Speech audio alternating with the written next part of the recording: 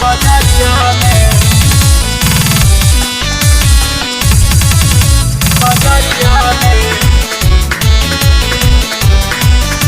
बजरिया में बजरिया में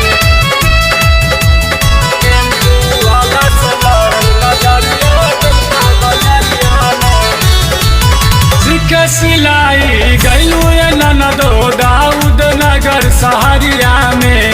सीख सिलाई गैलू ननदो दाऊद नगर सहरिया में कौन टेम्पू वाला से लड़ल नजरिया तेलपा बजरिया में कौन टेम्पू वाला से लड़ल नजरिया देहरा बजरिया में सीख सिलाई गैलू ननदो दाऊद नगर सहरिया में सीख सिलाई गैलू ननदो दाऊद नगर सहरिया में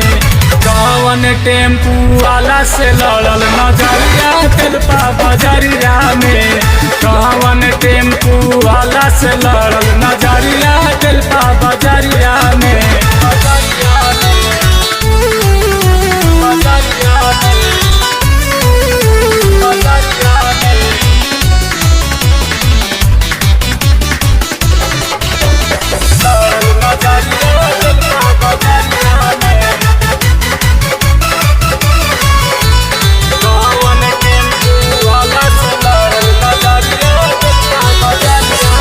सीखे खातिर गइल रहलू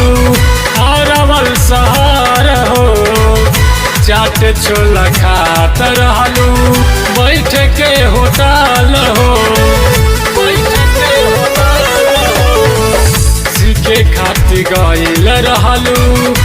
अरवल शहर हो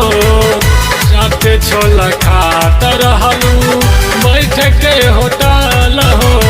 बैठल रहलू टेम्पू बनलो चल गइलू लहरिया में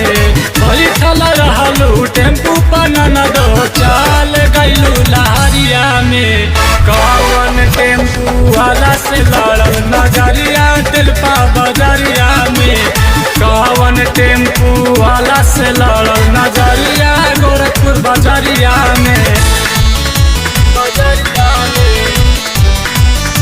बजरिया में बजरिया में कौन टेम्पू वाला से लड़ल नजरिया तेलपा बजरिया में हमरा से कइले बारू तू बड़ा चीटिंग हो राइटर सोनू सरगम चले तोहरा सेटिंग हो चले तोहरा सेटिंग हो हमरा से कइले बारू तू बड़ा चीटिंग हो राइटर सोनू सरगम चले तोहरा सेटिंग हो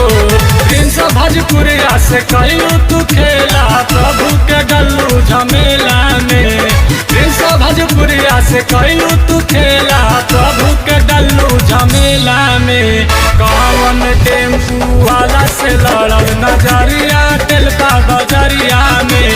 कौन टेम्पू वाला से लड़ल नजरिया तेलपा बजरिया में सीख सिलाई गैलू ननदो दाऊद नगर सहरिया में सीख सिलाई गैलू ननदो दाऊद नगर सहरिया में कौन टेम्पू वाला से लड़ल नजरिया तेलपा बजरिया में कौन टेम्पू वाला से लड़ल नजरिया तेलपा